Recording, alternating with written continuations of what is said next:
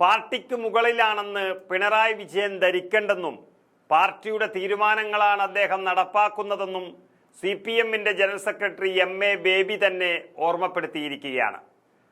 അതായത് അമേരിക്കയിലെ ആശുപത്രിയിൽ ചികിത്സയിൽ കഴിയുന്ന സമയം നോക്കി തന്നെയാണ് ദേശീയ ജനറൽ സെക്രട്ടറി പിണറായിക്ക് 2 എണ്ണം കൊടുത്തത്. എല്ലാവർക്കും അറിയാം, കേരളത്തിൻ്റെ അവസ്ഥ വളരെ പരിതാപകരമാണ്. ആകെയുള്ള CPM-ന്റെ ഒരു സംസ്ഥാനമാണ് ഇത്. ഇവിടെ നിന്നുള്ള ഒരു വരുമാനം കൂടി ഇല്ലാതെയായാൽ ഈ രാജ്യത്ത് തന്നെ CPM-ന് ചലിക്കാനുള്ള ശേഷി ഇല്ലാതെയാകും. അതുകൊണ്ട് ഇതുവരെ ഉണ്ടായിരുന്ന സെക്രട്ടറിമാർ എല്ലാവരും തന്നെ പിണറായി വിജയനെ ചൊടിപ്പിക്കാറില്ലായിരുന്നു. പിണറായി ചൊടിച്ചാൽ കേന്ദ്രത്തിലേക്ക് കിട്ടുന്ന വിഹിതം ഇല്ലാതാകും. ഇതിപ്പോൾ സഹികെട്ടാണ് MA ബേബി മാതൃഭൂമി ന്യൂസ് സംഘത്തിന് മുന്നിൽ പൊട്ടിത്തെറിച്ചത്. പാർട്ടിയേക്കാൾ വളരാൻ പിണറായി വിജയൻ ആയിട്ടില്ലെന്നും പാർട്ടി പറയുന്നത് പിണറായി ചെയ്യുന്നു എന്നത് മാത്രമാണ് MA ബേബി പറയുന്നത്. പക്ഷേ ആരാണ് ഈ പാർട്ടി എന്നുള്ളത് നമുക്ക് 2 മാസങ്ങൾക്ക് മുൻപ് മനസ്സിലായതാണ്.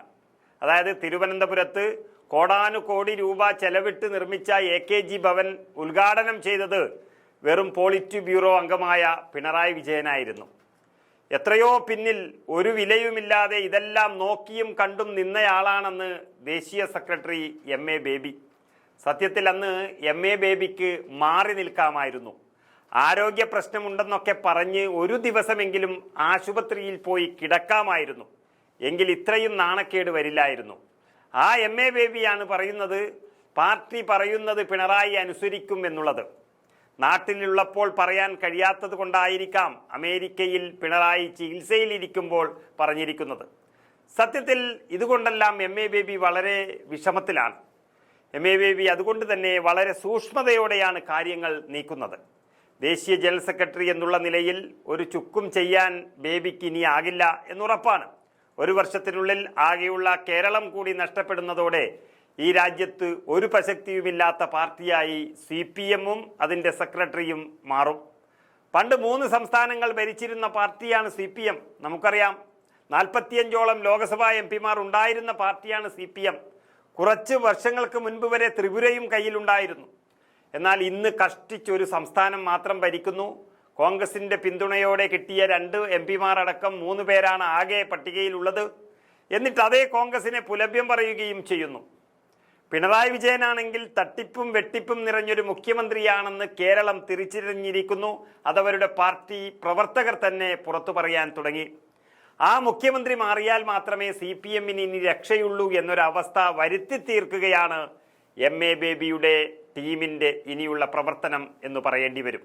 അതിൽ പണ്ടത്തെ അച്യുതാനന്ദൻ ഗ്രൂപ്പുകാർ വീണ്ടും സജീവമാകുമെന്നാണ് വ്യക്തമാകുന്നത്.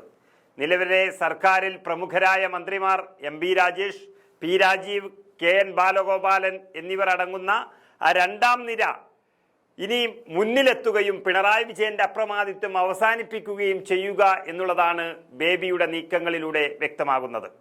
കണ്ണൂർ ലോബിയെ തകർക്കുക എന്നുള്ളതാണ് ഇവരുടെ ലക്ഷ്യം. പിണറായിക്കു ശേഷം മരുമകൻ റിയാസിനാണ് പാർട്ടി എന്നുള്ളൊരു സൂചന മുഖ്യമന്ത്രിയുടെ ഭാഗത്ത് നിന്ന് പല തവണയായി നൽകിയതിൽ അസംതൃപ്തരാണ് ഈ വലിയൊരു വിഭാഗം. അതിനെ തകർക്കാനുള്ള നീക്കം MA ബേബിയും ഈ പറഞ്ഞ മന്ത്രിമാരടക്കമുള്ളവർ ചെയ്തു തുടങ്ങി എന്നുള്ളതിൻ്റെ സൂചനയാണ് ബേബി തന്നെ ഇപ്പോൾ നൽകിയിരിക്കുന്നത്. പിണറായി വിജയൻ പാർട്ടിക്ക് മുകളിലല്ലെന്നും ഉള്ളിലാണെന്നും പറഞ്ഞുകൊടുത്ത് പാർട്ടി പറയുന്നതേ ചെയ്യാവൂ എന്ന താക്കീതും നൽകിയിരിക്കുകയാണ് MA ബേബി.